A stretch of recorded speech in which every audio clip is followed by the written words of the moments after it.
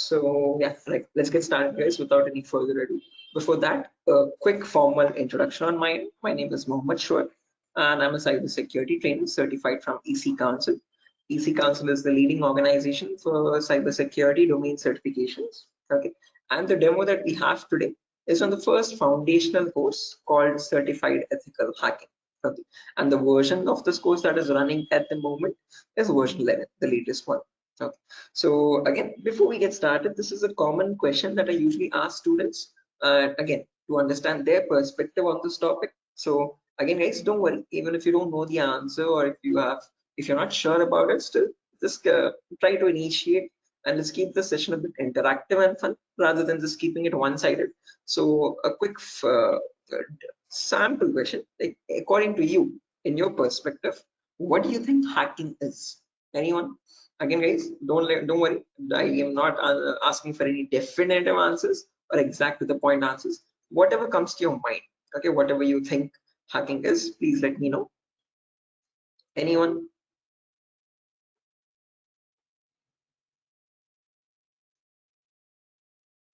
Try to breaking the system.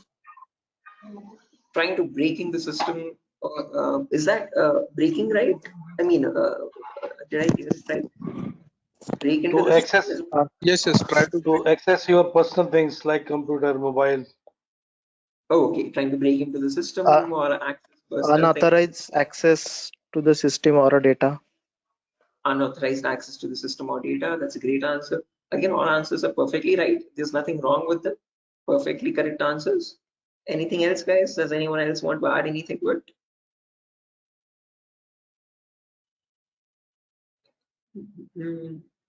Right, perfect. No worries, guys. Thank you so much for those answers. Those are exactly right. There is nothing wrong with them. Okay, but if I had to just add upon that hacking, that definition, I would add it as hacking is the procedure of trying to gain access to information systems. Okay, these information systems could be anything. They could be from as small as a mobile phone to as big as a web application server or a database or the cloud organization as well. Okay, and this is done without the permission or without the consent and knowledge of the person owning those systems. Okay, so if those systems belong to a third-party person, that person does not know that someone is trying to gain access to their information or the data. Okay, and this is usually performed by hackers for their own benefit. So once they get access to the systems, they can steal the data, destroy the data, or sell the data as well to other third-party vendors. Okay. Now, depending on this definition, we easily understand that hacking is a malicious job. It is a criminalistic task. If it is such a bad thing to do, why do we have a course called ethical hacking? Is the second question. Because ethical is something which is legal, which is allowed. And how can it stand beside the word hacking, which is completely contradictory? So to define ethical hacking, on the other hand, this is the procedure of trying to find vulnerabilities. Okay, a vulnerability is nothing but a flaw or a loophole in the information system.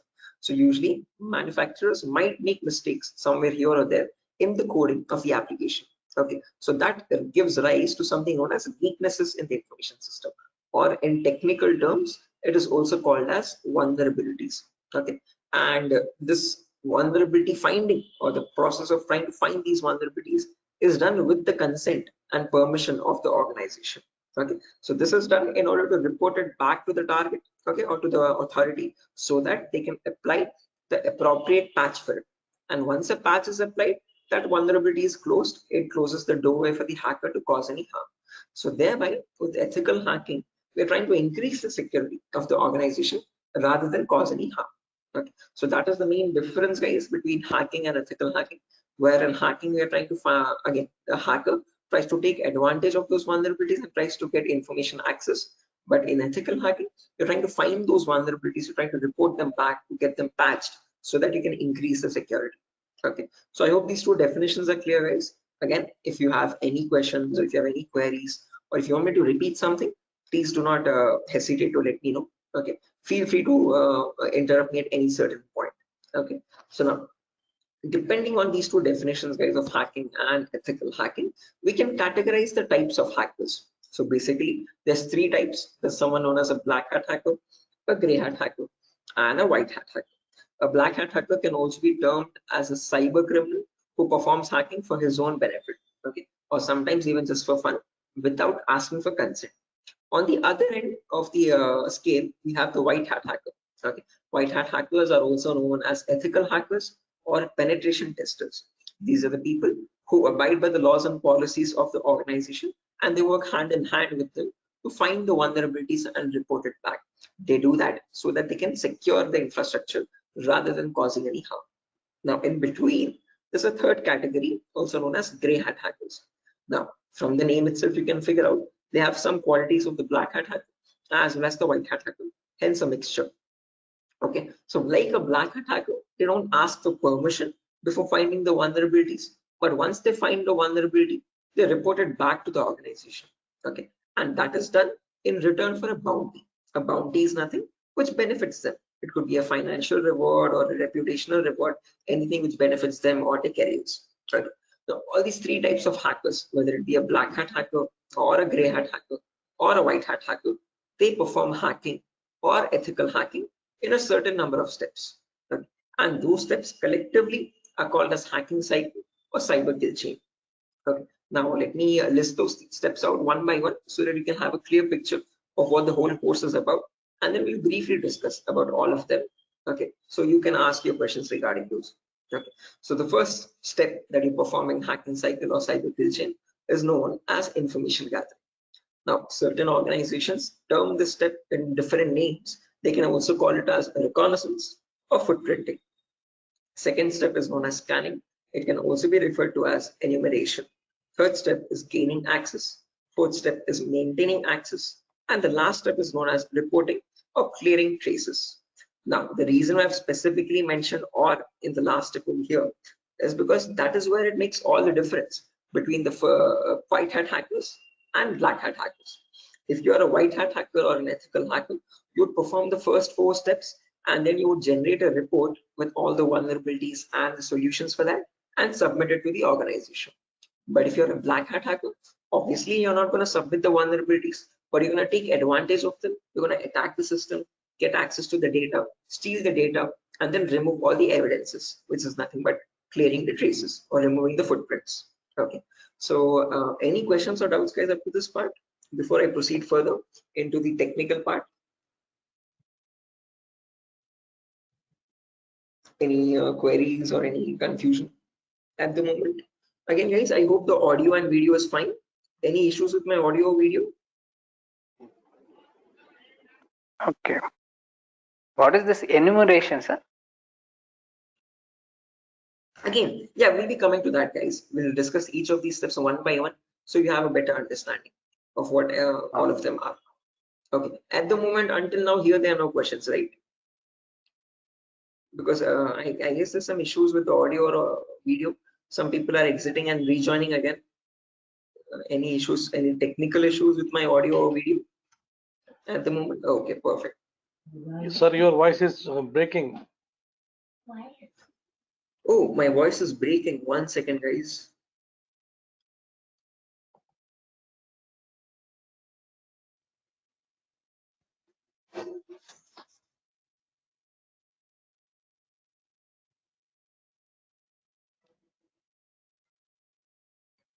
Okay, hello, 1 2 3, hello, 1 2 3.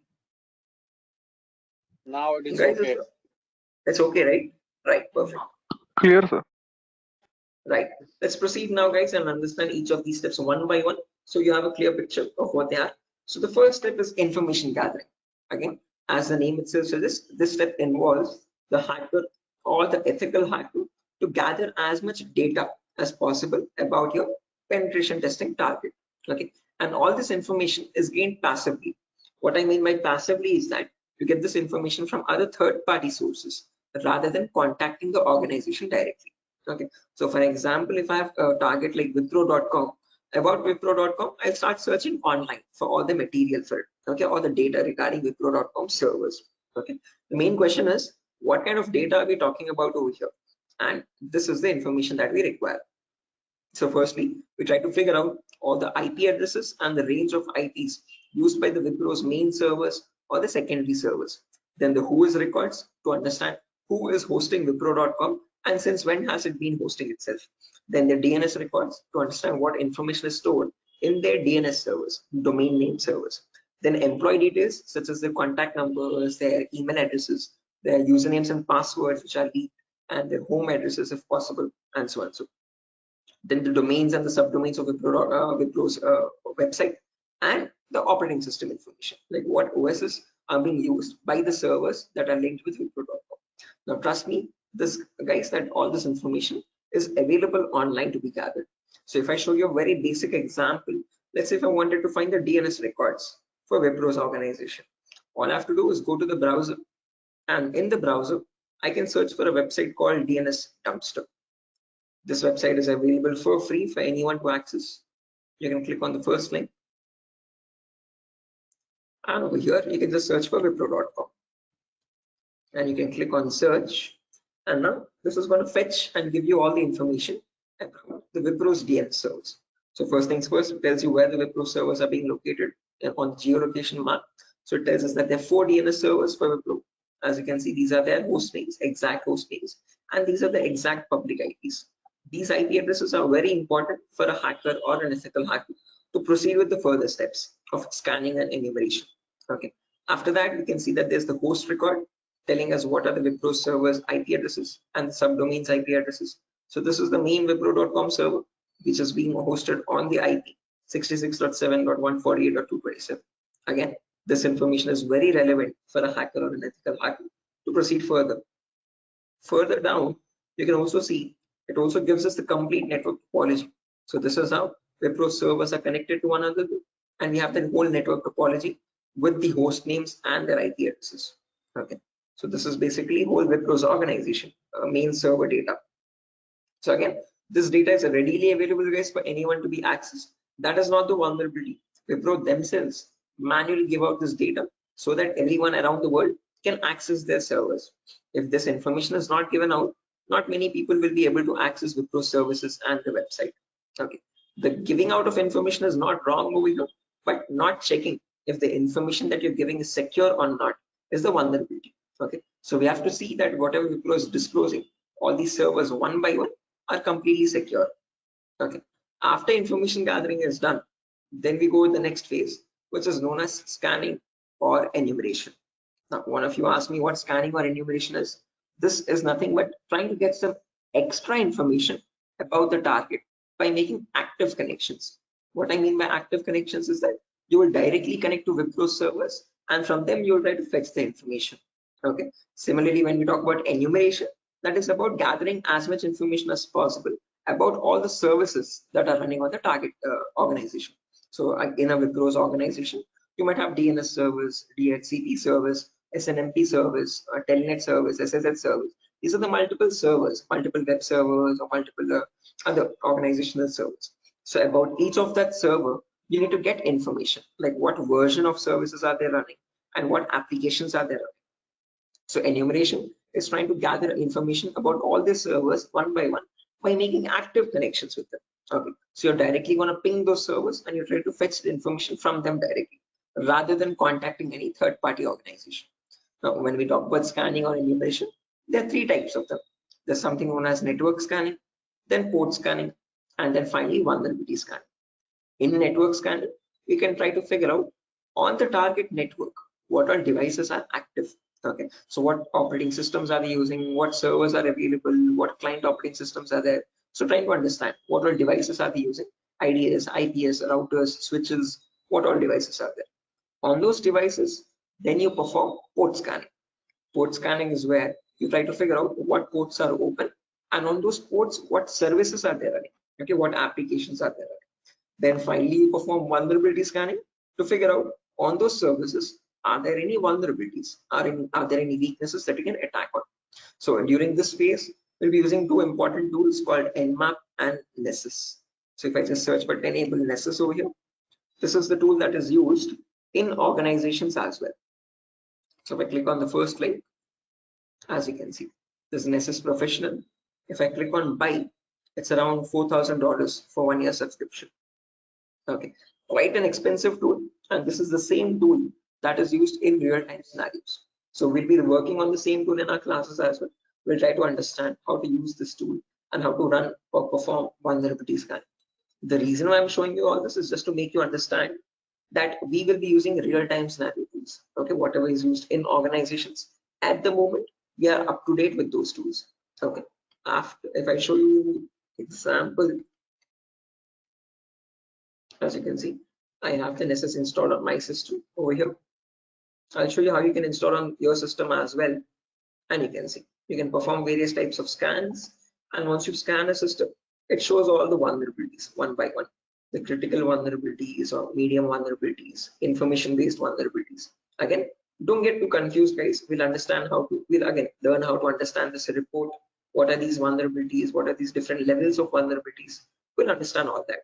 Okay, but basically Nessus is a tool which can perform network scanning or port scanning and try to understand what vulnerabilities are there on each and every system.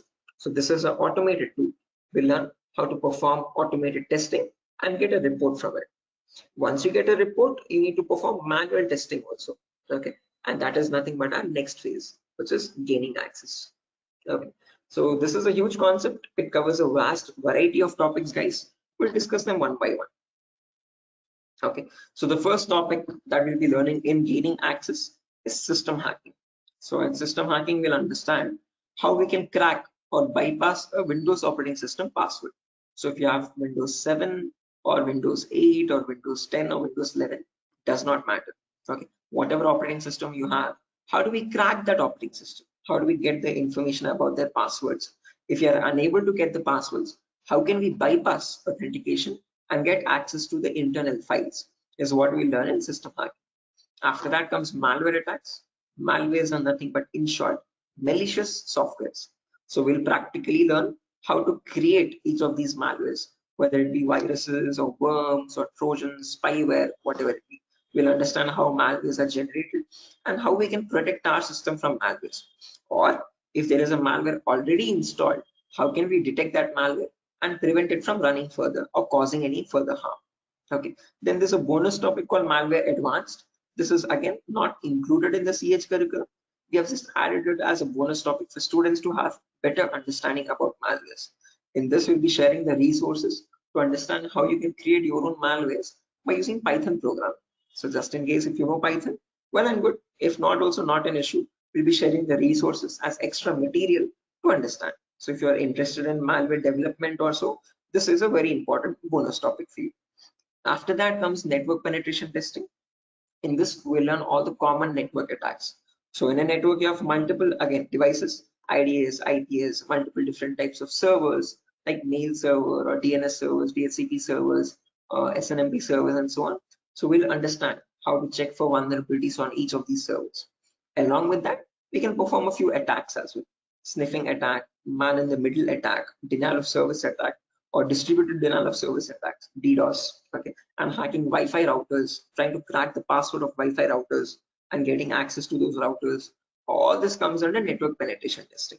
Okay, all the common attacks that we can perform in a local network. After that comes social engineering, where we learn how hackers create fake websites. Okay, whether it be facebook.com, instagram.com, twitter.com, or flipkart.com. How are hackers creating fake login pages? And from those fake login pages, how are they getting the passwords, credentials? So we learn what phishing attacks are, what are the other social engineering attacks through which hackers manipulate victims into getting their passwords. Okay, so we'll learn all that, and we'll also understand how to prevent these attacks, how to distinguish between a fake page and an original page, and so. After that, we have web application pen testing. In this, we learn all the common vulnerabilities that exist on websites.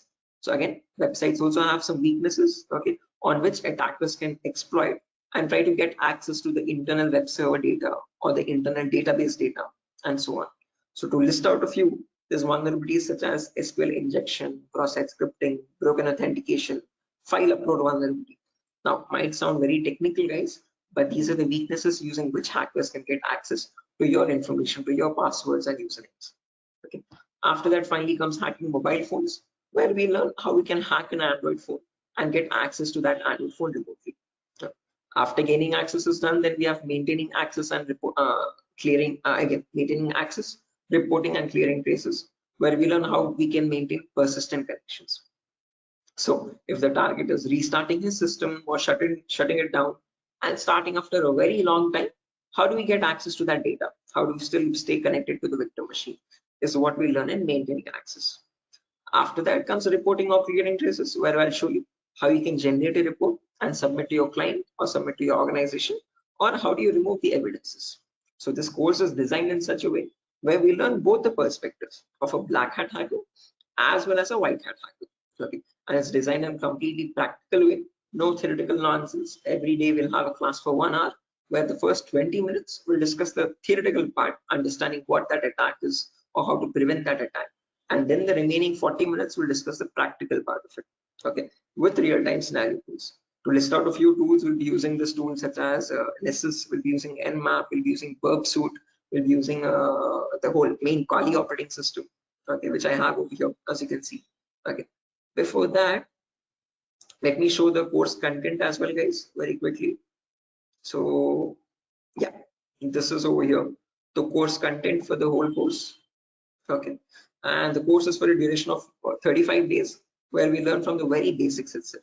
So most of the students ask this as a question, like, sir, are there any prerequisites? Do we need to learn something else separately? No, this course is designed in such a way where even a 10th standard student can come and learn the course for, without any trouble. Okay, because all the prerequisites are included in the course itself. So before we dive into the advanced concepts, there's a few prerequisites which we will cover. The first few introductory classes. First things first, we learn about networking basics. We learn what IP addresses are, what are IPv4 addresses, what are IPv6 addresses, what is a DNS server, what is DHCP server, all the important protocols, what is TCP protocol, what is UDP protocol. We'll discuss all that in networking basics. Then we'll jump into virtualization. Okay, virtualization, because as you can see over here, I'm running my Windows 11 operating system.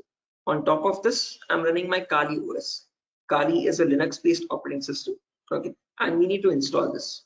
The reason being, this comes pre-installed with all the penetration testing tools. So for information gathering, web application attacks, password attack, Wi-Fi attack, all these tools are available in Kali Linux. These are not available for you in Windows. So that is why we need to understand how to install this Kali operating system. Okay, and for that we need a tool such as VMware. VMware is a virtualization software. This allows you to install multiple operating systems on the same machine. So I have my Kali OS, I have my Windows 7 OS. All of these are running on my Windows 11 operating system, as you can see. Okay, so on my Windows 11, I can run my Kali, Windows 7, whatnot, as many operating systems as I want. After that is done, then we learn basic Linux and Windows commands, because as I've mentioned, we'll be using Kali Linux. So we need to know how to operate that OS. Okay, so we'll understand what the basic Kali commands are. We'll get familiar or comfortable with the Linux environment, and then we'll dive into the advanced concepts. Okay, so there's a few extra concepts there mentioned as well, as you can see over here: cryptography, reverse engineering, IoT, cloud security. These are not mentioned in the presentation for us, but these are all the topics that we'll be covering. Okay, the whole course duration is around 1 month, guys, 30 to 35 days, and we'll have a class from Monday to Friday onwards for every day for 1 hour. Okay, and the timings will be same. We'll have timings at 8 p.m. Every class will be recorded, and you'll be getting the recordings as well online, which we will have permanent access to. So just in case if you're missing out any class, you can access the recordings whenever you want. Okay, if needed, we can take backup classes as well on Saturdays and Sundays, just in case if there's a lot of absence. Okay, so yeah, that's that, guys. A quick introduction on what the course is and how long the duration of the course is. If you have any questions, you can shoot at me right now. Please let me know, guys. Any queries, anything that you want me to repeat or so. Hey, can you hear me? Hello. Hello. Yeah, hi. Sir, why we use that websites that you show before this PPT? Sorry, Yogesh, I didn't get your question. Can you please repeat? Sir, we as you said that we use some websites for ethical hacking. So that website that you opened before this PPT, I'm asking about that Yeah, website. the DNS dumpster website, as you can see. This is for information gathering, trying to gather information about any certain client. So before we perform hacking, it's very necessary that we know all the data about that organization or the data about that target. So in order to get that data, we have to visit these third-party websites. Okay, sometimes your organization might not give you that data sufficient for us. Okay, that is why we need to gather that information from other third-party sources, websites like DNS Dumpster and so on. Okay, the more the data you have, the more possibilities you have to attack the system. Okay, the more attack vectors you can find or possible paths you can find to attack the system. Okay. So that is why it is necessary to access these websites and get the data about our target from these websites. Okay, okay, so understood. Right. Any other questions, guys?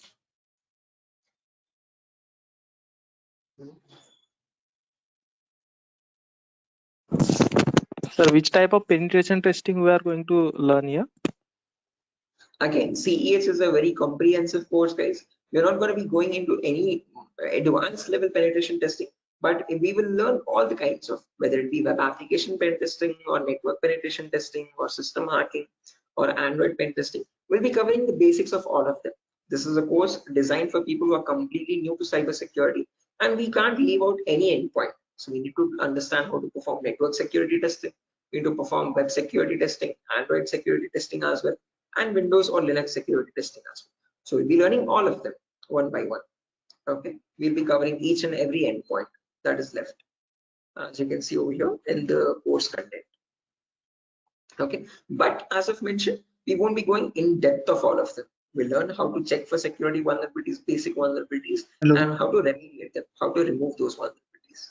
Okay, if you want to learn about any advanced after CEX is done, then you can go with advanced courses such as web application pen testing for bug bounty.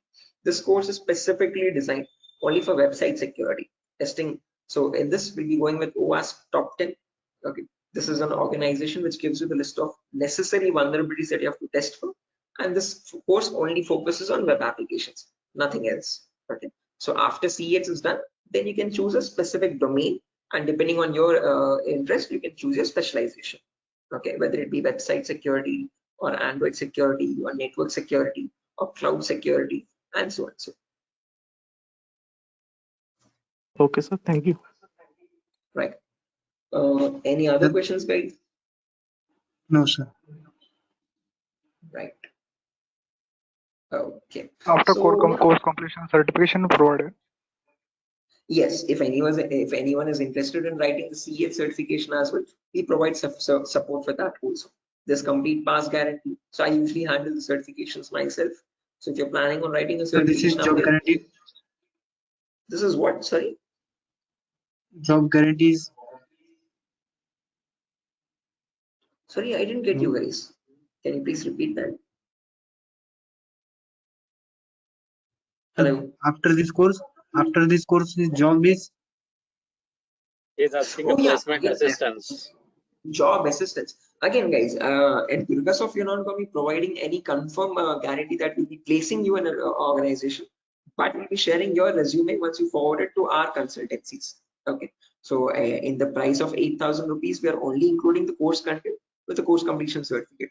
And if you're planning on writing a certification, we will give you certification support as well. Okay, so at that price of 8,000 rupees, we are not in contact with the complete job placement facility, but we do have few consultancies where we can give you your resumes too. Okay, once you're done with the resume preparation, I'll be helping you out in understanding how to create a resume as well, depending on a cybersecurity profile. I'll be also sharing the common interview questions, and I have a few references as well to whom I can forward your resumes. Okay, and again, we will be giving you the interview calls, and you can start attending interviews over there. Okay, again, it depends on your skill set and your practice on how well you do the interview. So we don't guarantee anything, but we will definitely show you where you can start applying. If it's necessary, I can just give you one source now itself. You can, after your course is done, this is the common website that I usually suggest for students, jobs.null.community. This is a website only specifically for cybersecurity job roles. Okay, nothing else. As you can see, null jobs. This is the website. Okay, and these are all the different domains, and you can start searching over here. So if you're a complete fresher, just click on freshers or internships, and these are at the moment these are the available placements. Okay, so for internships, okay, if you're not into internships, you want a specific job role, you can start applying for VAPT, vulnerability assessment and pen testing. These are the ones at the moment for cybersecurity. After the course is done, you can start applying over here also. So this is one website that I suggest to most of the students once the course is done, to start applying for jobs. Okay, so again, how well you do, it depends on your skill set and your practicing, guys. Okay, and this website is specifically only for cybersecurity jobs, nothing else. Okay, any other questions, guys? No, sir. Thank you.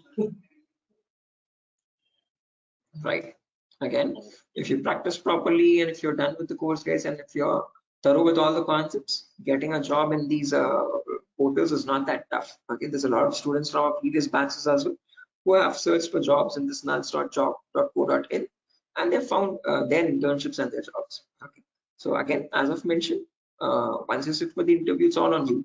Okay, so it depends on your preparation of how well or bad you do. So we can't guarantee anything, okay, because that's on your skill set, but we can at least show you where you can start applying for jobs. Okay, so yeah, that's that, guys. Nothing further for our session today. And yeah, if you have any queries, again, over here is my number, just in case if you have any queries, technical queries, you can let me know. This is the number over here, 7680069. Hello. 768. Hello. Yeah, I can hear you. Prabin, I can hear you. Yeah. So I just wanted to know. Actually, I'm a working professional. Right. I'm working on the front end side, but wanted to move into this domain. So, what suggestions could you, give me on that side? Again, saying I would recommend, if you're completely new to this domain, go with Certified Ethical Hacking, CH version 11. This is a foundational Okay. course for people completely new. So you'll be learning everything from scratch. After that is done, if possible, if time and financial permits you, you can write the certification as well from EC Council. So there'll be a CH examination for 125 questions. Okay, and if you give 75% of them right, you get certified from EC Council. You get a certificate from the US organization. Okay, so that adds edge to your resume.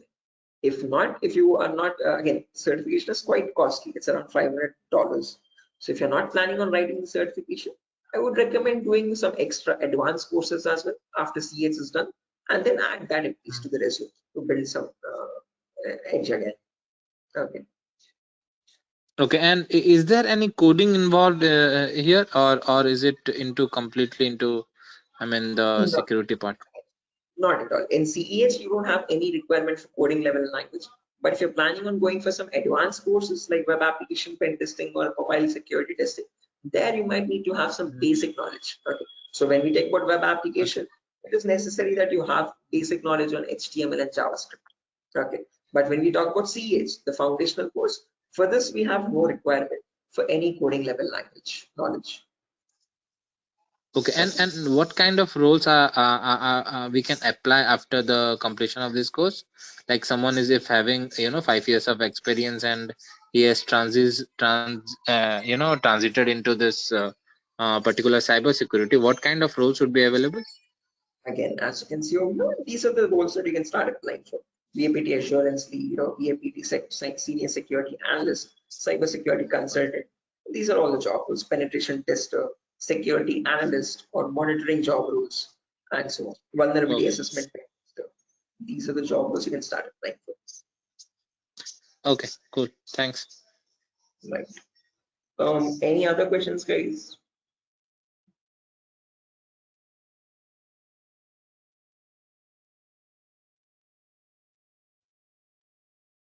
Right. Assuming there's no more questions, guys. So yeah, that's that for a session. Nothing further. Again, we'll be starting the course from Monday onwards, guys. Tomorrow and day after tomorrow, we'll be having the same demo. So just in case if you have joined late also, you can join tomorrow as well at the same time. And if not, you can directly join the course on Monday. Okay. If you have any further technical queries, guys, here's my contact number as I've mentioned already. Although if you have any queries regarding the course date or again course fees regarding that, you can contact the institute. Okay. So yeah, that's that, guys.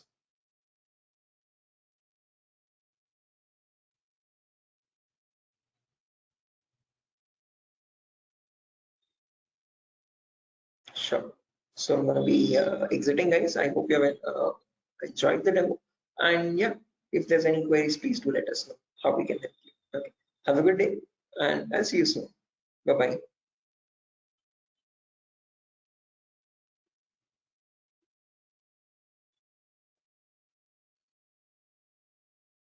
Thank you, guys. Thank you.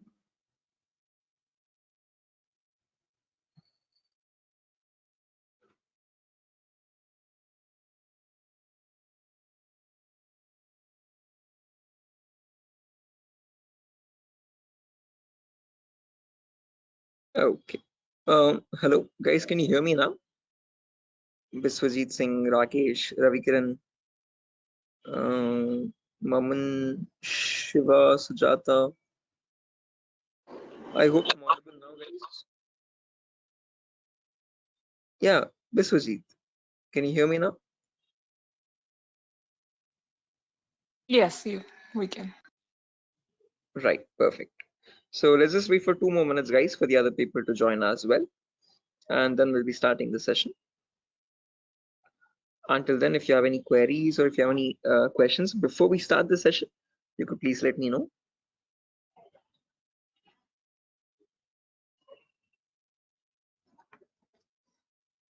So,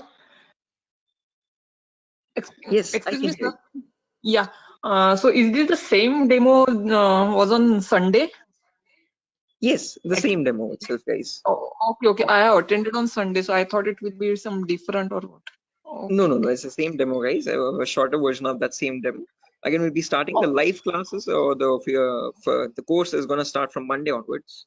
So just in case we're planning on joining the course, you can join from Monday. The first class will be on networking concepts. Okay, thank you. Tomorrow as well, we'll have one last demo. So Thursday and Friday, today and tomorrow will be the last demo sessions, just in case if students have missed out the previous demos, they can join. That's one last chance for them. And then from Monday, we'll be starting the course itself. Yeah, okay. So just in case, guys, if there's anyone who has already attended this demo session, again, just a heads up, this is going to be the same demo. It's not going to be any different from the previous ones. Okay, this is just backup sessions or backup demos for people who could not join earlier. Okay. Okay. Thank you, sir. Sure.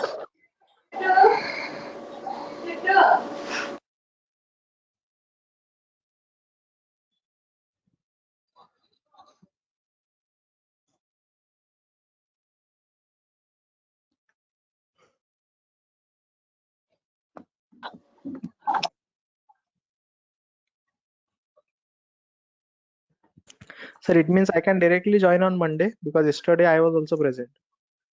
Yeah, sure, guys. Again, as I've mentioned, it's the same demo. It's not gonna be any different. So this is only for people who are completely new to it, who have not attended the previous demo sessions. So if you have already attended the demo session, guys, you can join back on Monday itself directly. Okay, and the timing will be same at 8 p.m. Same time, 8 o'clock in the night. Okay, thank you. Sure. Okay, guys, so let's get started without any further ado. Before I get started, a quick formal introduction on my end. My name is Mohammed Shoaib. I'm a cybersecurity trainer certified from EC Council. EC Council is the leading organization for cybersecurity domain certifications. Okay, and one of the courses that it provides for people who are completely new to this domain is Certified Ethical Hacking version 11. This is the latest version of the course that is running at the moment, and this is a course designed in such a way for people who are completely new to this domain. So if you have no knowledge about what cybersecurity is or what hacking or ethical hacking is, this is the course to get started with. Okay. So before I proceed further, this is a common question that I usually ask all the students just to understand their perspective on this topic. So again, guys, let's keep the session a bit interactive and fun. So my first question to you is to understand what your perspective is on hacking. So again, not asking for exact definitive answers, guys, but just to understand your view on it. Okay, so whatever comes to your mind, please do let me know. In your terms, what do you think hacking is? Anyone? There's Biswajit, there's Maman, Rakesh, who else? Shafiuddin, Shiva. Hello, Yeah, Biswajit, I can hear you. sir. Actually, according to me, hacking means to hack the information of organization or any Okay. systems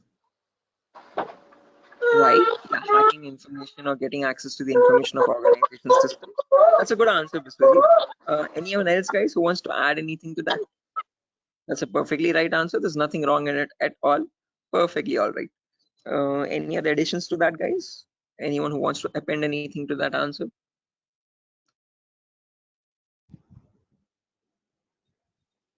Okay, no worries. Shiva, you were about to say something? Your mic was unmuted for a while. Did you have an answer? Okay, no worries, guys. So let me just add on with Biswajit's answer. So if I had to define hacking on, depending on using on his words itself, hacking is nothing but the procedure of trying to gain access to information systems. Okay, now these information systems could be anything. They could be as small as a mobile phone to as big as a database or a web application server or cloud organization itself. Okay, and this gaining access to these devices is done without the permission and the consent of the person owning those systems. Okay, so the organization who owns those systems has no clue that someone is trying to gain access to their data. Okay, and this is usually performed by hackers for their own benefit. So once they get access to the data, they can steal it, they can destroy it, or sell it on the dark web to other third-party vendors. Now, if hacking seems such a malicious job, why do we have a course called ethical hacking? Is the second question. Because ethical is something which is completely legal. And how could hacking become legal now? Is the main question. So when we talk about ethical hacking, on the other hand, guys, this is the procedure of trying to find vulnerabilities. Okay. A vulnerability in simple terms can also be called as a weakness or a loophole in the information system. And using these weaknesses only, hackers try to get access to the target informations, target information systems data. Okay, so your job as an ethical hacker would be to find these vulnerabilities before a hacker does, and this is done with the consent and permission of the organization. So once you find these vulnerabilities, you have to report it back to the organization so that they can apply the patch for it. And once a patch is applied, you're thereby increasing the security of infrastructure and preventing hackers from causing any further harm. So with ethical hacking, you're trying to increase the security and make the infrastructure much more secure and stronger compared to what hacking is. Okay, where you're trying to exploit vulnerabilities. Okay, so are these two definitions clear, guys? Like what is hacking and what is ethical hacking, and how are they different from one another? Because most of the students have a misconception that both these terms are one and the same. No, guys, we're not going to be performing hacking. We'll be learning ethical hacking in the course. Okay, we won't be exploiting the vulnerabilities, but we'll see how to search for them, how to find them in an organization's systems, and how to report them back to the organization. Okay, so that we can prevent hacking from happening. Now, depending on these two terms, guys, we can categorize the different types of hackers as well. So we have someone known as a black hat hacker, then we have someone known as a white hat hacker, and in between there's someone known as a gray hat hacker. Okay, so firstly, the first category is black hat hackers. These people are also commonly referred to as cyber criminals. Okay, these are people who perform hacking for their own benefit, and they do this by asking no consent at all. On the other end of the spectrum, we have the white hat hackers, who are also termed as ethical hackers or penetration testers. Now, these people perform ethical hacking, or in simple terms, penetration testing, to find all the vulnerabilities in the organization. And they do this by asking for consent and by following all the laws and policies set by the organization. So they do not cross any line, they do not perform exploitation of any vulnerabilities, they only work to increase the security of the organization. Now, in between white hat hackers and black hat hackers, there's someone else known as a gray hat hacker. Now, as the name itself suggests, these people have both the qualities of black hat as well as a white hat hacker. Like a black hat hacker, they don't ask for permission before finding the vulnerabilities. But once they do, once they find the vulnerability, like a white hat hacker, they report it back to the organization. Okay, they don't take advantage of it, they don't exploit it and try to attack the system, but they report it back so that they can help the organization. But it's a give and take relationship, so it's a there's kind of a bargain over here. Okay, the catch is that these gray hat hackers ask for a bounty in return. Okay, a bounty is anything which benefits them, so they could ask for some prize reward, or they could ask for some reputational reward, anything which benefits their career and profile.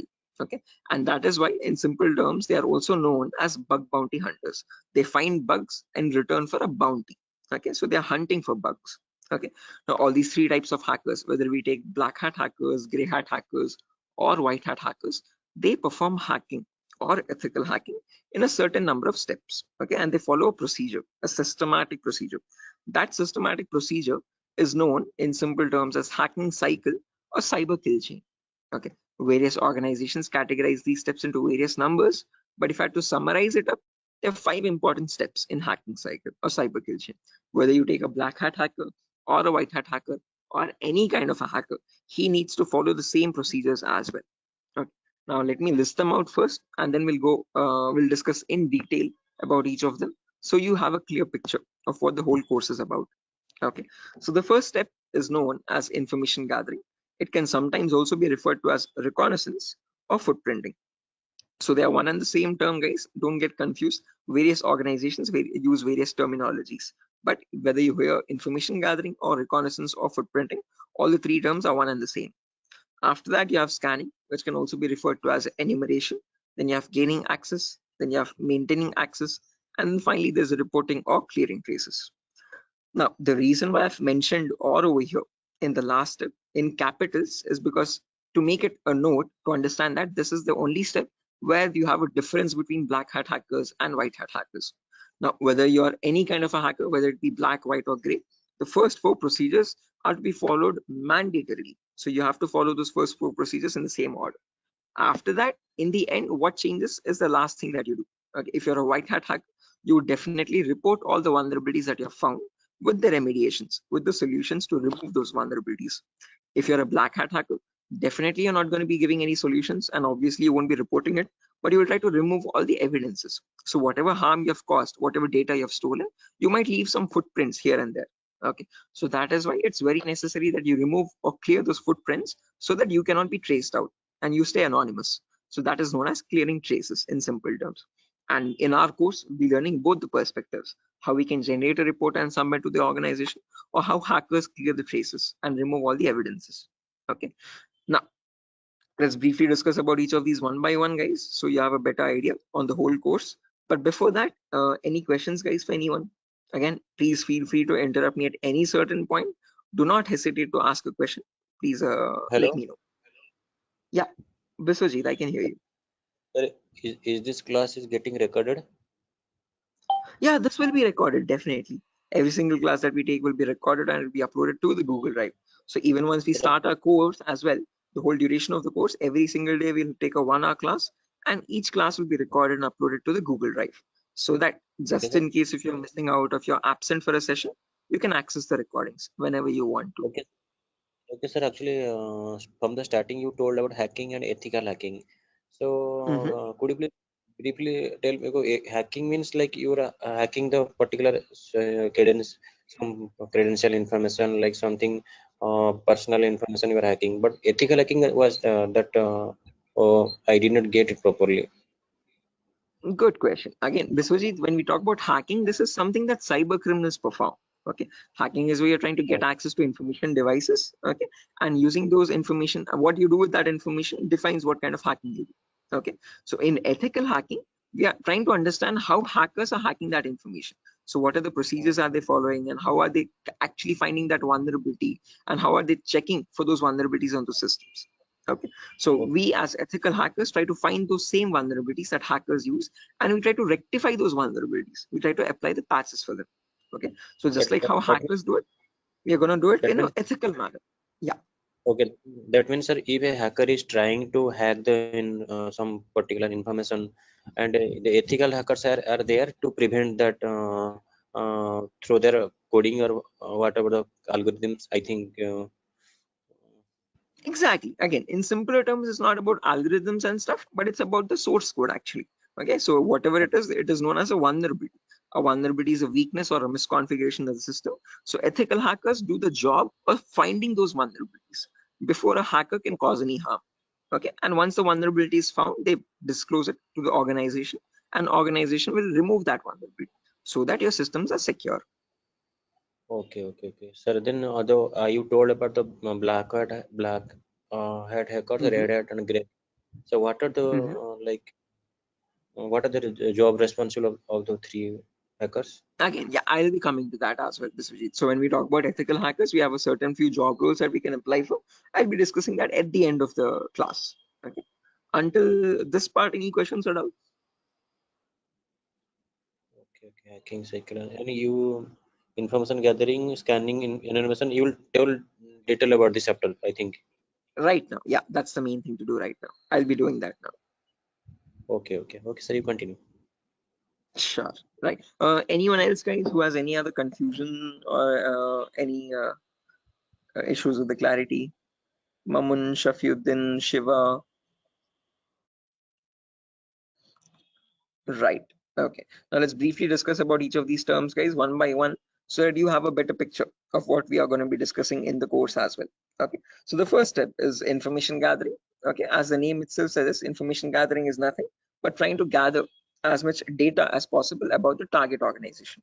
So if we take our client, for example, Wipro.com, for the time being, we need to gather information about Wipro servers. Okay. Now the main question is, what kind of information are we talking about over here?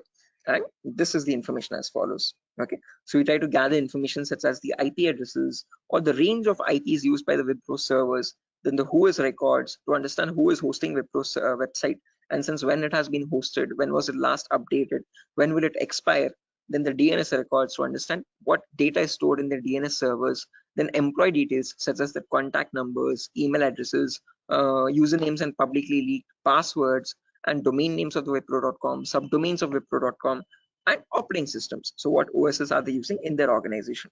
So if I give you a very basic example, I can just go to my browser, and in the browser I can search for a website called DNS Dumpster. This is a common website that I usually show in the demo sessions. So if I search for DNS Dumpster, I get the first link. Now this is an example of information gathering. So you're trying to gather information about Wipro.com from other third-party sources. So right now in this step, we are gaining information passively. What I mean by passively is that we are not contacting Wipro.com directly, but we're trying to gather information about Wipro.com from other third-party sources, such as DNS Dumpster. Now when I click on search, I can notice this gives me all the information about Wipro's DNS servers. Okay, so at the moment Wipro has 4 DNS servers with these host names and these exact public IPs. So these IP addresses are very important for a hacker or for an ethical hacker to proceed further in the further steps of hacking. Okay, after this information is given out, we can see the mail servers, we can see the DNS servers, we can see all the host records, which are nothing but the main servers of Wipro.com, the main domain name and the other subdomains, and their exact public IPs. Scroll down much further and you can see the whole complete network topology. So this is how Wipro's servers are connected to one another. Okay, so these are all the servers of Wipro. Okay, the main domain and all the subdomains, and the mail servers also, mail or DNS servers. Okay, so this gives us complete information of all the endpoints that you have to test for complete security of Wipro. Okay, now this information is given out by Wipro itself. It needs to be given out. It is mandated so that people can access their services. Okay, what that is not the vulnerability, guys. Giving out the information is not the vulnerability, but not checking if each of these endpoints are secure or not is the vulnerability. So a pen tester or an ethical hacker needs to check for each and every endpoint and see to that that on each of these servers there are no unnecessary ports running or unnecessary services running which are having vulnerabilities. Okay, so now next comes the scanning phase. So after you gather information like this about a target organization, then we go with the scanning phase. Okay, scanning is where we get some extra information by directly contacting the servers. Okay, so to gather more information by making active connections with the direct target. So in this phase we'll be using 3 types of scanning. There's network scanning, port scanning, and vulnerability scanning. In network scanning, we try to figure out on the target network, on the target organization, what all devices are being used. So if we take Wipro for example, in Wipro's company or in Wipro's office, what all devices are being used, what servers are they using, what firewalls are they using, what IDS, intrusion detection systems or intrusion prevention systems are they using, and what all services are they using, DNS, DHCP, and so on and so. Okay, once we know that, then we perform port scanning to figure out all the services as well and their version details. So if they're using DNS service, what version of DNS are they using? If they're using mail services, what mail services are they using and what versions are they? Okay, finally perform vulnerability scanning to find the weaknesses on those servers. So if there's any application with an inbuilt weakness, or if there are any misconfigurations like weak password or default unnecessary ports open, all that comes under vulnerabilities. So we scan for vulnerabilities by using some automated tools. Okay, so if I go to the browser now, I can show you one of the very important tools, which is Tenable Nessus. So this is the same tool that is used in organizations, guys. As you can see over here, quite an expensive tool as well. If you click on buy, you can see it's around $4,000 or so for 1 year subscription, and we shall be using the same tool in our lab setup in our classes. So let me show you how the tool looks like. Admin password. Yes. So again, default password, default credentials, policies, scan templates. So this is how your Nessus tool looks like, guys. So this is capable of performing your network scan or port scan or vulnerability scan, and gives you the list of vulnerabilities. So once you perform a scan, it shows you in your network whatever devices are there, what vulnerabilities are there on those devices. So it categorizes the weaknesses on the system in 5 levels: information, low, medium, high, and critical. So if a company has any critical vulnerabilities, it means hackers can easily get access to their servers. Okay, so we'll understand how to perform vulnerability scanning, how to know if a system has any vulnerabilities, and if hackers can hack their organization so easily. Okay, if they can hack, how do we provide the solutions is also what we learn. Okay, after scanning is done, then we go with the next phase, which is gaining access. Now this is a huge concept, guys, covers a lot variety of topics, and these are the topics as follows. Before I proceed further, any questions or doubts up to this part, guys, in information gathering or scanning?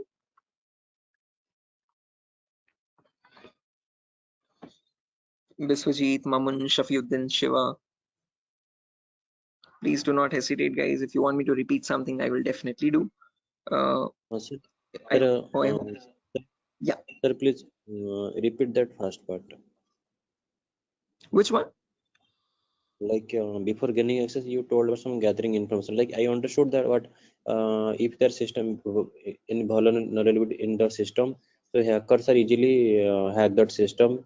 So I understood somehow. Oh yeah, in information gathering, again, Biswajit, as I've mentioned, we try to gather information from other third-party websites. So there's websites like DNS Dumpster, Hunter.io. So from other third-party sites, we gather information about the target. After that, then we perform scanning. So we directly get access to target servers or whatever target it is, whether it is Wipro.com or so and so. Okay, and in their target organization, we perform the scanning to figure out in their network what devices have what vulnerabilities. So in my local network, I have scanned for 3 devices, and in each of these devices, I can see the weaknesses on each system. Okay, tells you what the weakness is. Okay, if there's an unsupported OS, what is the solution to remove that vulnerability, and what can be performed with that vulnerability. So this scanning tool gives you that up-to-date information. Okay, so this is all this all comes under automated vulnerability scanning. Okay, so this is something that you always perform in an organization to test for vulnerabilities on different systems. Okay, it is software. Yeah, it is a software. This is the Nessus tool. The Nessus tool is nothing but a software that we have. Okay, sir. Okay. Right, so this is the same tool that is used, the same software that is used in organizations as well. Okay, and we'll be running in real-time scenario. Whatever tools that are being used, we work on them in real time. Okay. So yeah, now proceeding further, after all this is done, then we go with the gaining access phase. This is where we try to perform various kinds of attacks to get access to the systems. Okay, once we perform the scanning, once we know that these are the vulnerabilities on which you can attack on, next part is nothing but to attack directly, which is nothing but penetration testing. So in this, as I've mentioned, there's a huge set of topics. Okay, so let me discuss them one by one. So first topic that we'll be discussing is system hacking. So in system hacking, we learn how we can hack or crack or bypass a Windows operating system password. So whether it be Windows 7 or Windows 8 or Windows 10 or Windows 11, doesn't matter. How do we crack or how do we bypass the password is what we learn in system hacking. So if your system is password protected, how can you crack and understand what the password is in clear text? Or if you're unable to crack it, if it is too tough to crack, how can you bypass that password and still get access to the internal files is what we learn in system hacking. After that comes malware attacks. Malware is in simple terms are nothing but malicious softwares, and we'll practically know how to create each of these malwares. So people think that viruses are on the only malicious software available on internet, but that's a misconception.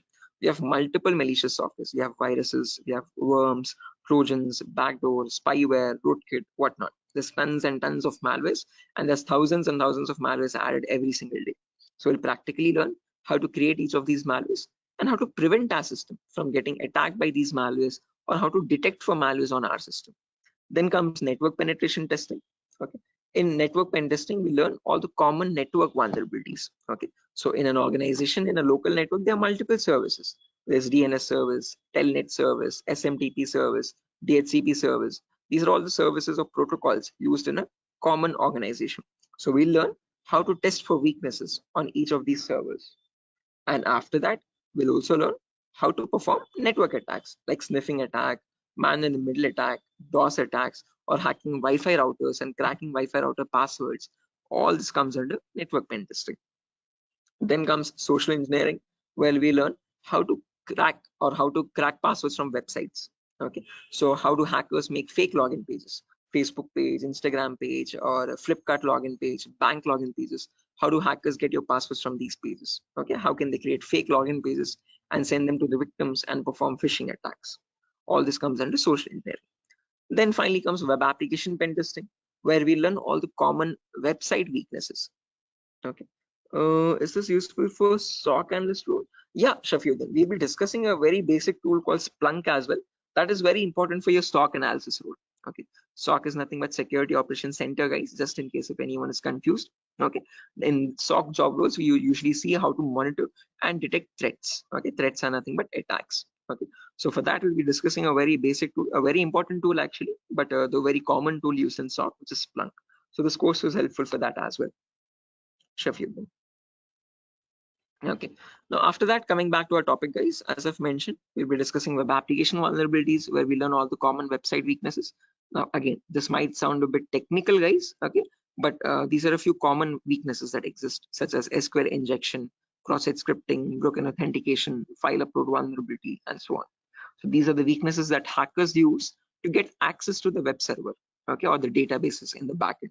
Okay, after that, we have hacking mobile phones, where we learn how to hack or crack an Android application phone. Okay, so how do we use Trojan attacks and get access to the Android phone remotely?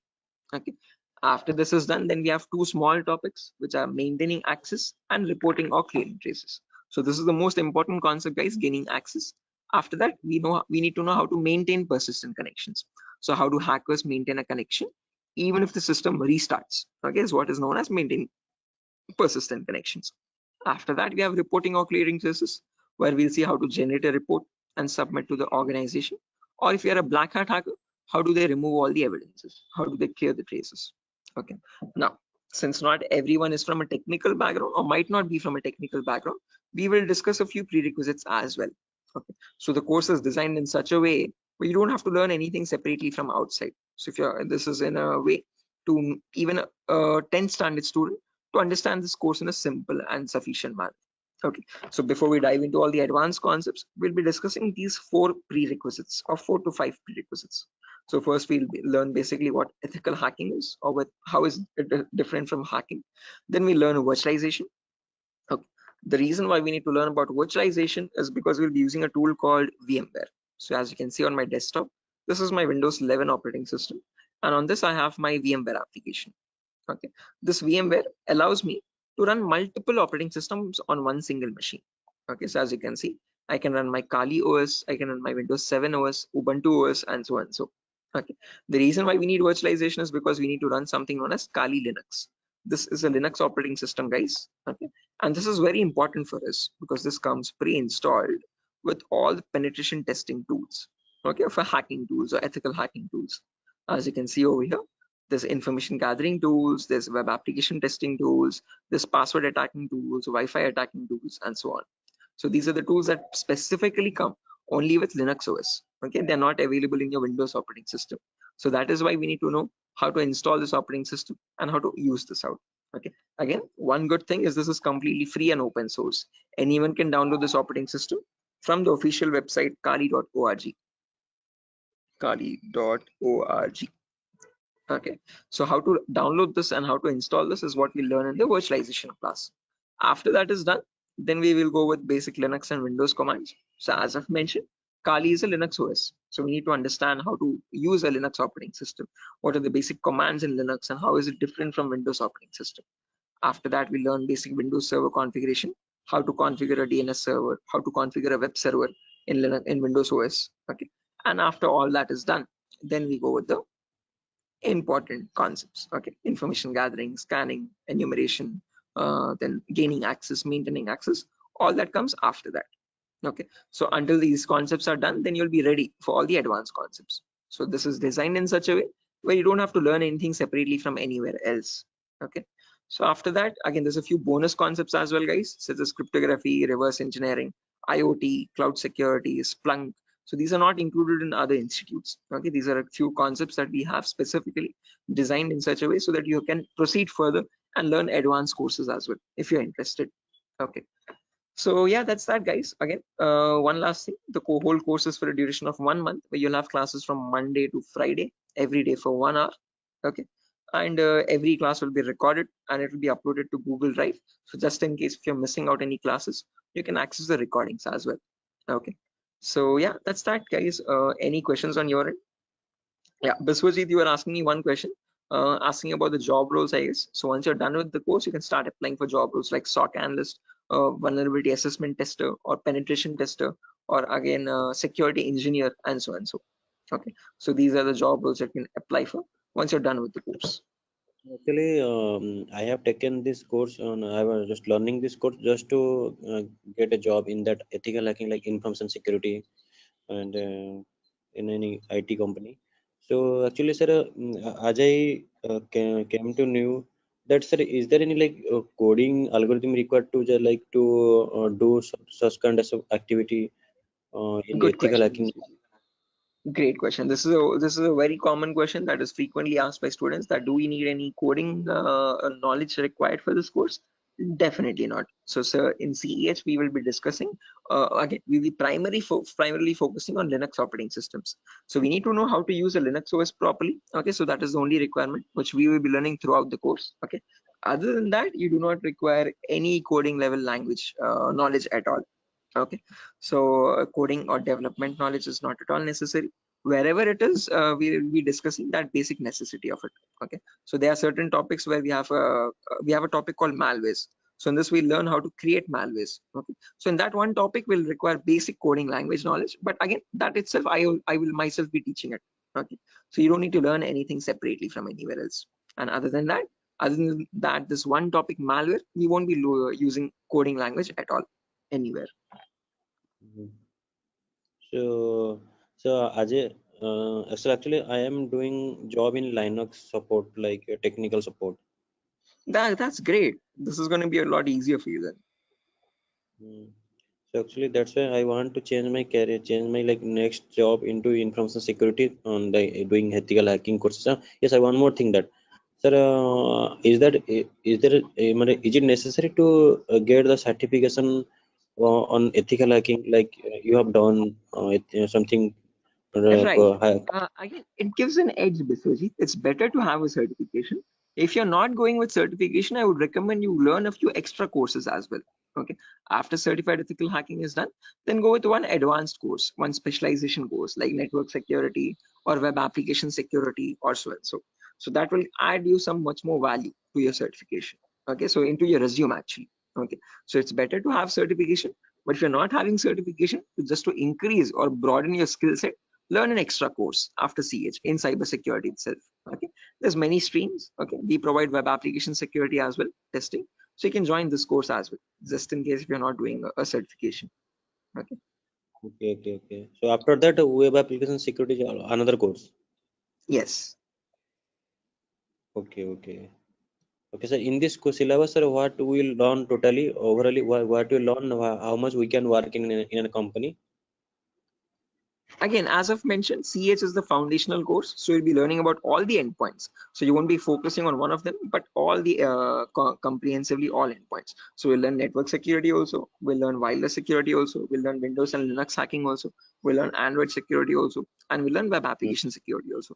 But in CH, one thing is you are going to be like a jack of all trades, master of none. So you're not going in deep, you're not specializing in any one of the fields, you're learning about all the fields. After that, you can choose one specialization and you can focus on that. You can either go towards web security or cloud security or network security. Depends on your interest. Okay. Understood, sir. Right. Then that will the final and long term career. Long term, yes. Okay. To get started first, usually in cybersecurity, you usually get monitoring job roles for a few months. Okay. After that, Okay. then you can go into deeper course. Mamun, are you going to teach all security courses? Yeah, I'm the same tutor, Mamun. So after CEs is done, if you're planning on going with cloud security or web application security, we provide those as well. At the moment, mobile and network is not included, but just in case, since student there's a huge boom, there's a huge requirement for web application. So that also I provide. Okay. Okay, sir. You can go with 1 year experience, Shafiuddin, not more than that with CEH. But if you like add a few more courses after that, like after CH, if you do web application and also, you can add a couple years experience, like 2 or 3 years of experience as well. Okay, because you need to know more tools with such years, which that huge years of experience. They will ask you what tools you have worked on. Okay, so it's better you have a few knowledge on those tools. So with more the courses, you get more experience with different tools. Okay, sir. So will you please help with practically all the things? Again, the whole course. Oh, is it back-to-back training? Yeah, Mahmood. Again, after the CH is done, I usually take separate classes for web application students as well who are interested to join that. Okay, so that will be a back-to-back session directly. Again, yeah, coming back to you, Biswajit, you were asking me something. What was the question again? I forgot. No, no. Actually, I was asking, sir. What, sir? Forget. Anyway. I forgot as well. But let me try to recollect. Does anyone else remember, right, guys, what Biswajit was asking? Practical, yeah, good question. So again, the whole course is designed in such a way where it is 20-40 ratio, guys. So out of all the 60 minutes that we have every single day, the first 15 to 20 minutes will discuss the theoretical part. The remaining 40 minutes will discuss the practical part itself with real-time scenario examples. I'm not going to be boring you with theoretical knowledge. Only in the demo class and only in the first few introductory classes we'll discuss theoretical concepts. Once we start from the information gathering, everything is going to be completely practical based. Okay, with tools that are used in real-time scenario. Are you teaching cloud security? Yes, I teach cloud security as well, Biswajit. Okay, but again, as I've mentioned, that is usually taken up after CH is done. Okay, so we'll discuss on AWS security and again, mostly on AWS itself. Actually, I wanna make my career into that like cloud security part. That's why I was thinking how much practical you will teach here and how much we can be skilled enough in this course, so that we can be confident enough while attending the interview. So, will you please discuss on about the some like mock interview questions and resume building? Definitely, I will help you. I will send you sample resumes as well to understand how to create a resume for a cyber security profile. Okay, and along with that, I'll also share the commonly asked in interview questions. So I have a PDF document prepared for that specifically, which I share with all the students after the course is done for all the cyber security related interview questions. Okay, so I'll be sharing all that as well. Okay, sir. No, because I have planned after completion of this course, I have planned to move on cloud security by practicing those questions and all the practical things. Definitely. Again, if necessary, I'll be sharing the resources as well, Biswajit, separately for you regarding your cloud security content. Okay. So if you're planning on doing a course after CS is done, then you can contact me for that. We can do that course separately. Okay, sir. It's not included with Durga Soft at the moment, but again, yeah. Okay, sir. Sure. Any other questions, guys, at the moment?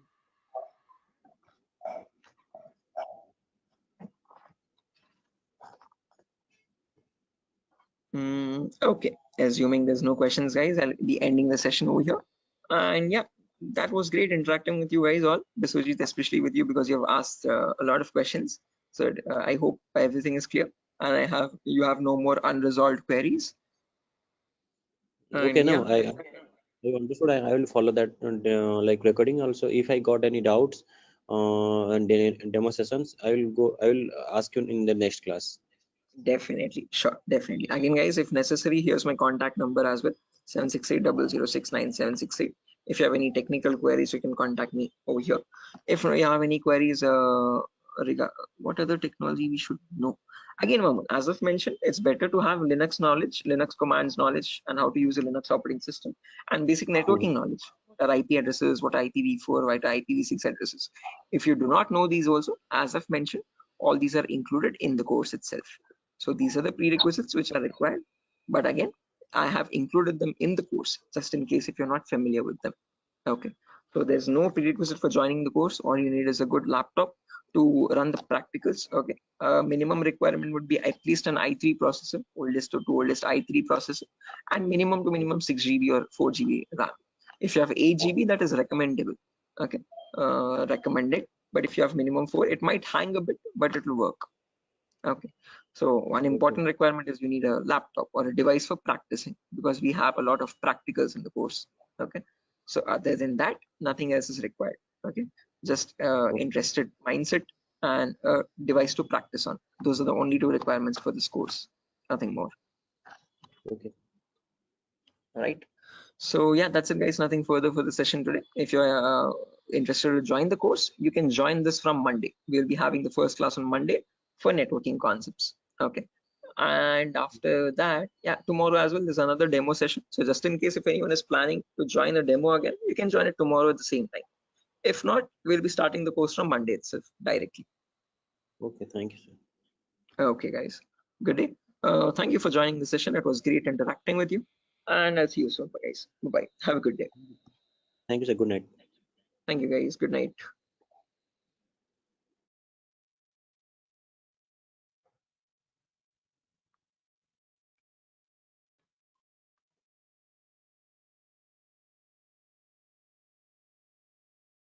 Guys, can you see the screen now? Yeah, I can see you now. Yes, sir. The Yes, it's Sujata, Sogat, Yes, sir, it's visible. right, perfect. Thanks. Okay, how many people are there?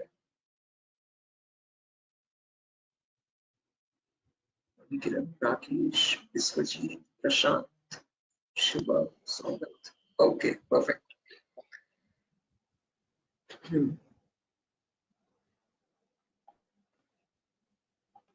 Okay, guys, let's get started with the session without any further. I am already a bit delayed in starting the session, so sorry for that, guys. I was stuck in a work. There was an issue with a security vulnerability actually with one of the organizations, so stuck with that. But anyways, let's get started with our class today. With our first session today will be on basic networking concepts.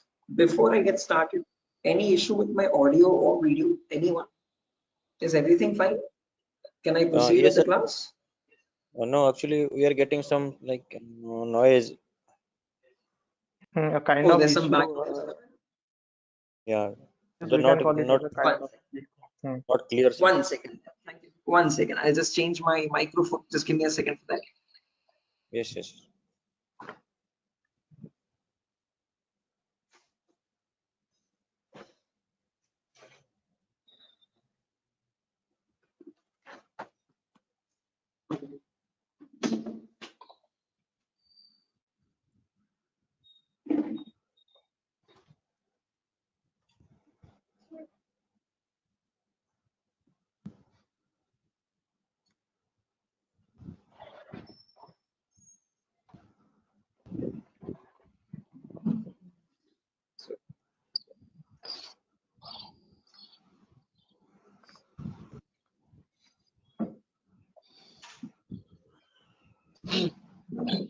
Okay. How does it sound now, guys?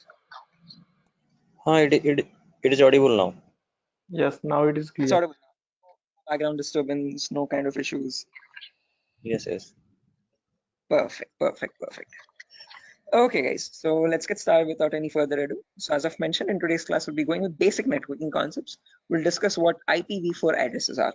Okay. So before diving into IPv4 addresses, let's try to understand what a network is and what a host is.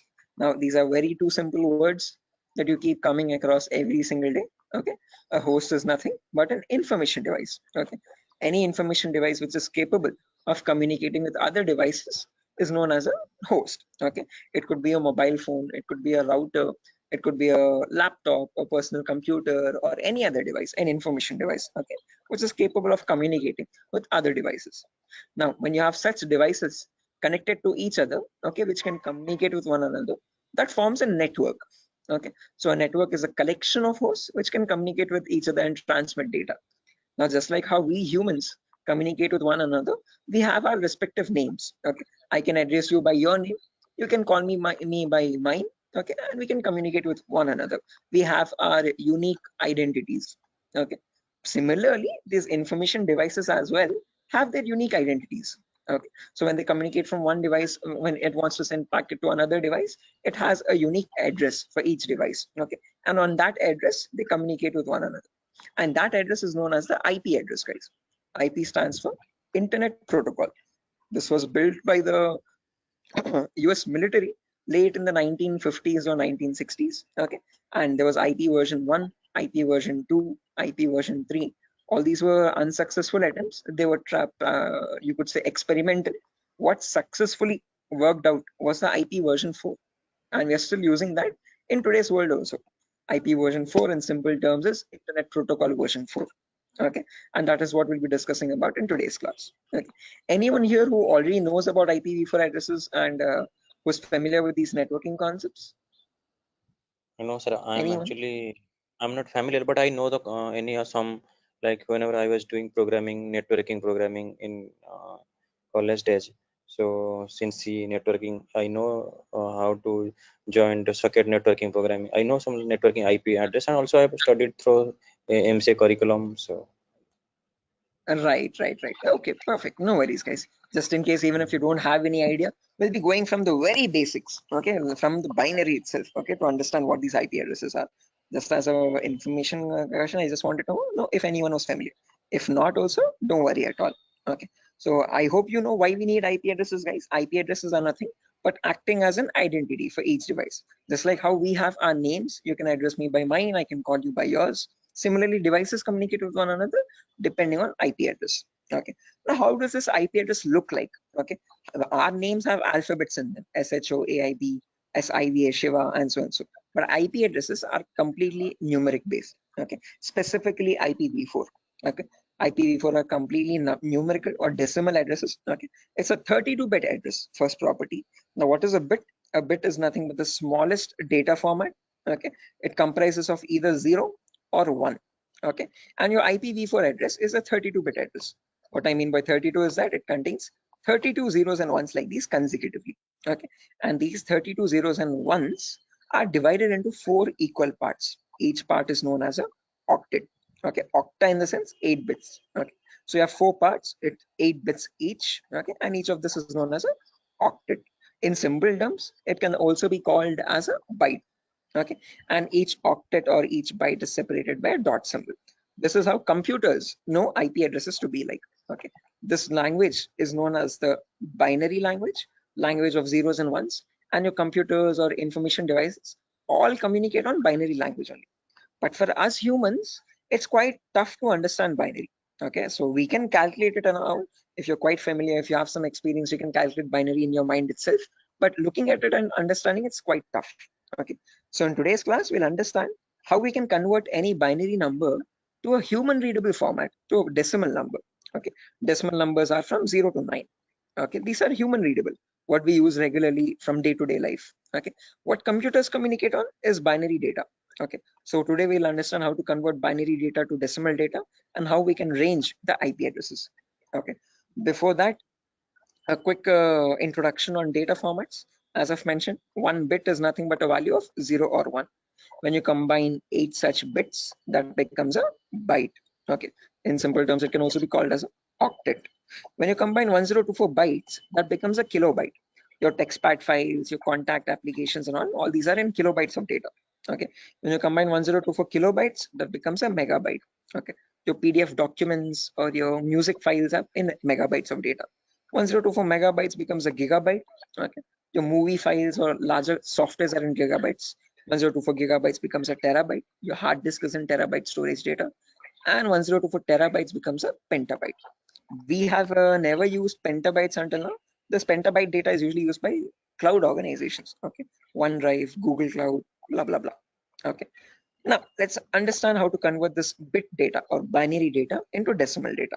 Okay, so what I've done is I've taken down this first octet over here, 10101010, and I've written it down over here, as you can see, in an expanded format. Now to convert this, there are 2 simple methods.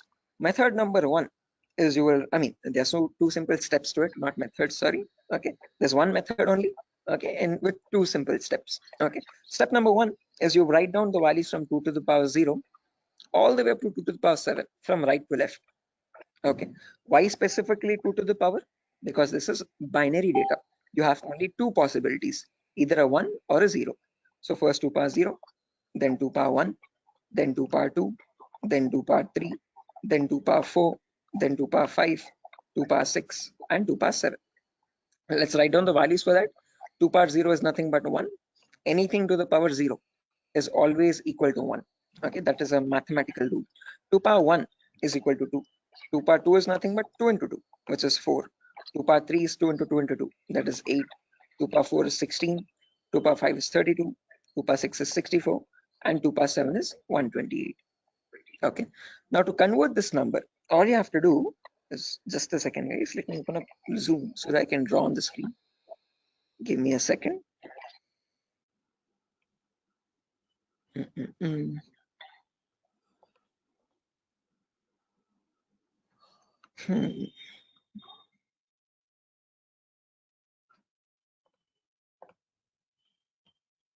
Right, perfect. So when you want to convert any number from binary to decimal, first things first, you have to write down these numbers. Then you multiply the lower number with the top one and add with the next one. As simple as that. Multiply, add, multiply, add, multiply, add. This goes on till the last step. Okay, so firstly 2 power 0 into 0. Anything into 0 is 0 itself. So I've written 0 over here. Then 2 power 1 into 1. That is 2 power 1 is 2. As you can see, I've written the value over here.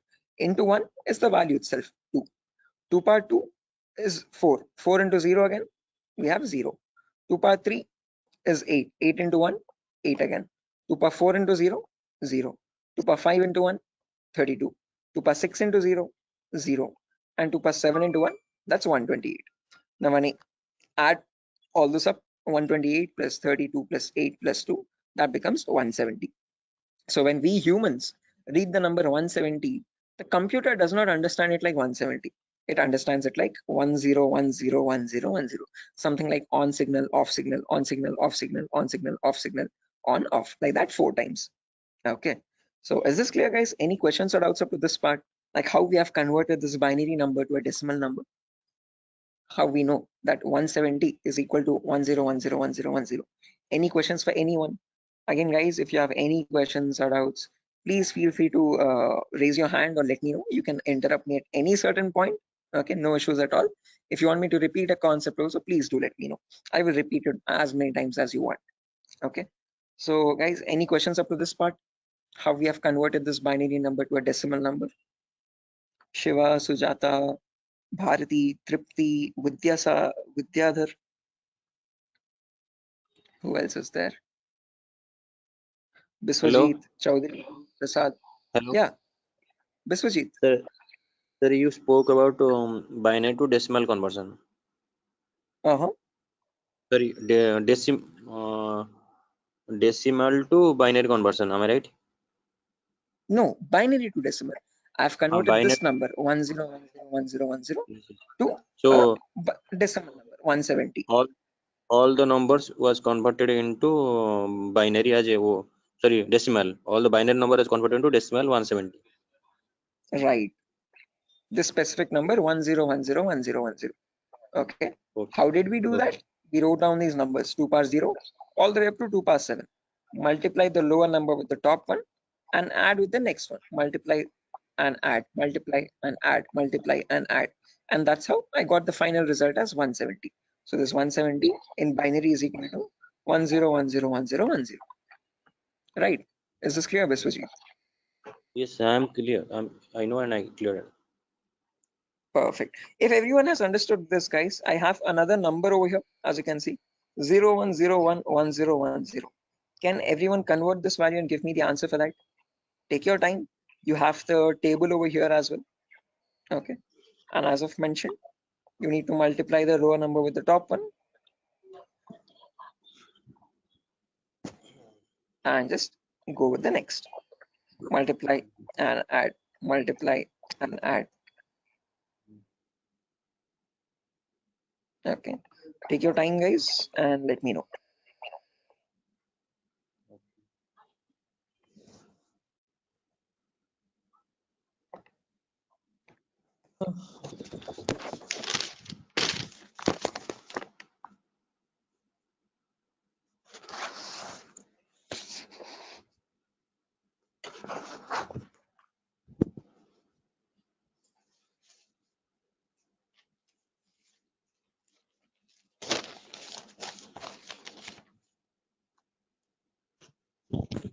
Is it 90?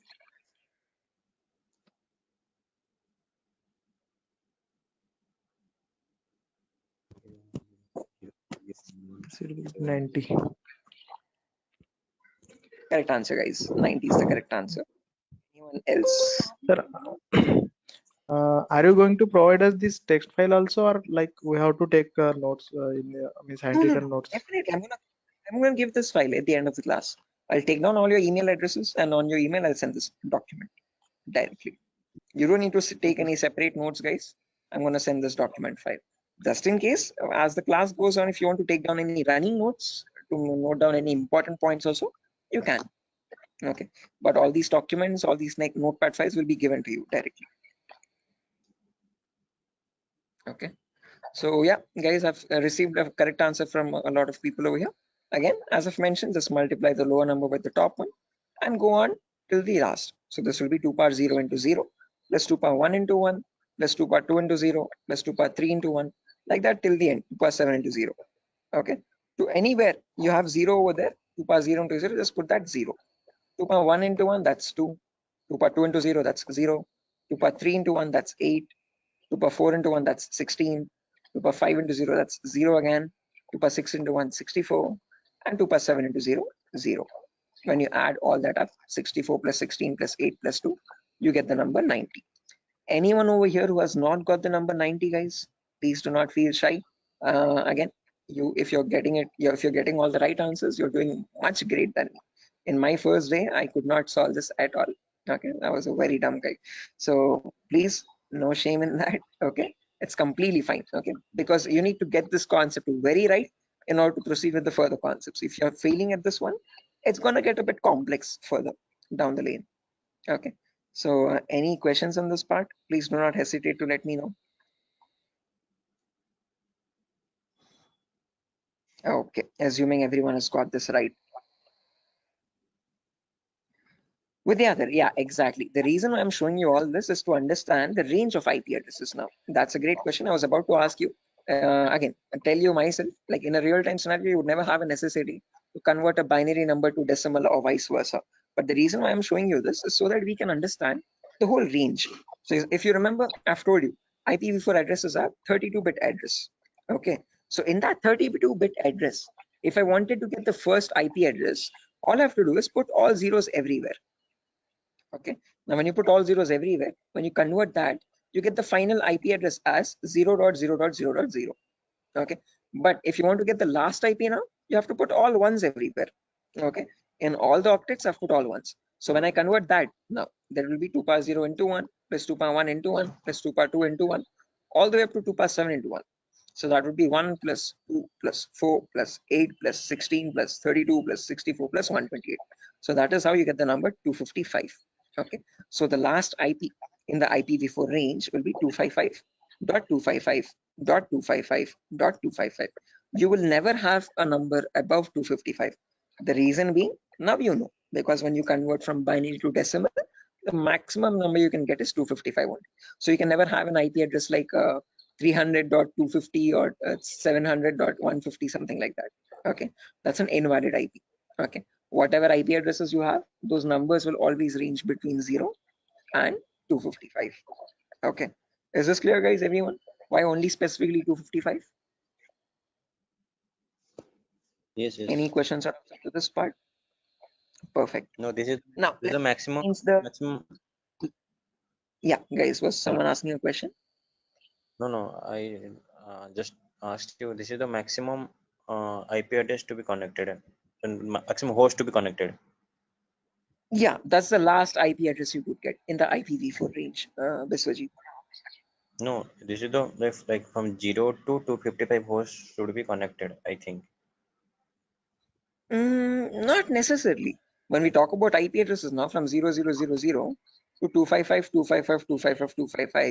we have around 4.3 billion IP addresses in total. Okay. What you are referring to is classes, guys. Class A, B, C. In class C, you can connect only 255 hosts. That is a much ahead concept. We'll reach there tomorrow. Okay. That's class C. Yeah, with the other. Exactly. Okay. So we have not come up to there, guys. So let's not jump ahead. That might confuse the other students. Okay. So we'll go in a very slow pace. Okay. We'll go step by step. Okay. Let's try to now we know the range of IPs. We know what IPv4 addresses are, how they look like. Okay, and what are the total like numbers, where are they starting from, and what maximum number can they hold. Okay, we know they start at 0000 and they end at 255, 255, 255, 255. Now in between these two numbers, how many addresses do we have is the main question. Okay, how many IPs are there? Okay, so for that, let's try to understand the sequence of sequence of IP addresses. Okay, and again, to understand sequence of IP, there are two simple rules. Rule number one is always start with the rightmost value. So if this is the first IP, 0000, next IP will be 0001, next IP 0002, next IP 0003, next IP 0004. This will go on up to 000255. Okay. After that, can I have an IP like 000256? Is this possible? No. Yes, this is not possible because 255th is the last IP that you can get in any octet. You cannot get a number above 255, guys. It is a very golden rule that you have to remember. Okay. Now, once this octet has reached the maximum value, there comes the rule number two. Only after the rightmost octet has been completely filled, then go to the left value. Okay. And after going to the left value, reset the rightmost value back to 0. Okay. What I mean by that is now this is completely filled. So now this left value 0 changes to 1. Okay, and the rightmost value 255 again resets back to 0. Okay, so next IP after 000255, next is 0010. Now don't directly jump from 0010 to 0020. That is wrong again. Okay, rule number one, always go with the rightmost value first. So after 0010, you have 11, then 12, then 13, then 14. This goes up to 1255. Okay, after that 20, then 21, then 22, then 23, then you have 2255, then 30, 31, 32, 33, then 3255. Like that it will repeat again and again and again, and somewhere you'll have 2550, 2551, 2552, 2553, 255255. Now both these octets are filled, guys, as you can see. Okay, again rule number two, once the Sir, rightmost octets are filled, what yeah, it signifies? those are the IP addresses, guys. Okay, so those are the IPs that devices can get in total.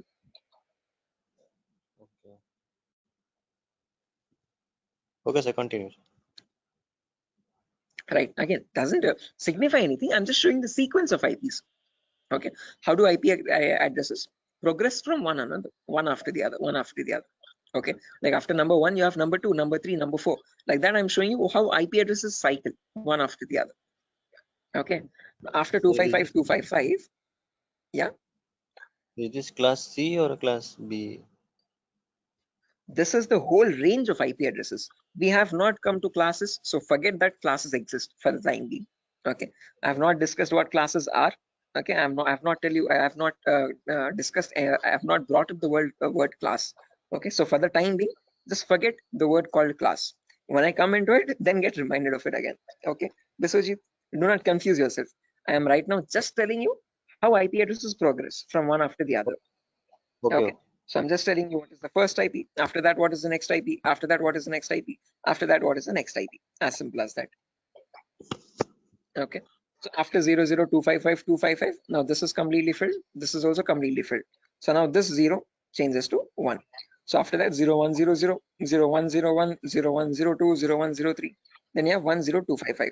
Then after that, this 255 becomes 0 and this 0 changes to 1. So 110, 111, 112, 113, 11255. Like that, the cycle repeats again and again and again. And somewhere you'll get 01 255 255. Just like how we had 0 0 255 255, you have 0 1 255 255. Then after that, from 0 2 0 0 to 0 2 255 255, 0 3 0 0 to 0 3 255 255, like that, 0 255 0 0 0 to 0 255 255 255.